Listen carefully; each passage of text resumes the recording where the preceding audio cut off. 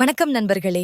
இன்றைய அழகே அழகு எபிசோட்ல ரொம்ப அழகான காதல் மொமெண்ட்ஸும், அதே நேரத்தில் சஸ்பென்ஸும் நடந்துச்சு.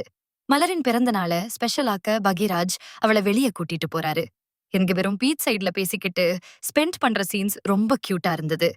வாழ்க்கை முழுக்க இப்படியே இருந்தா நல்லா இருக்கும் மலர் நினைக்க, அத பகிராஜ் கூட புரிஞ்சுக்கிறாரு. அதுக்கப்புறம் நீங்க 2 பேரும் ரெஸ்டாரண்ட் போய் டின்னர் சாப்பிடுறாங்க.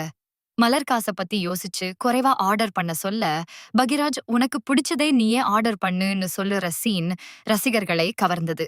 ஆனா இந்த ஹாப்பினஸ் நடுவுல ரேவதி விஷயம் மலரை கவலைப்படுத்துது. தங்கராஜ் மீண்டும் ஏதாவது பிரச்சனை பண்ணிருப்பாரோன்னு அவள் டென்ஷன் ஆகுறாள். பகிராஜ் மட்டும் இன்னைக்கு உன் பர்த்டே, கவலைப்படாதேன்னு அவளை சமாதானப்படுத்துறாரு. அப்புறம் 2 பேரும் லேட் நைட் அவுட்டிங் போய் போட்டோ எடுக்கிற கியூட் சீன்ஸ் வந்தது.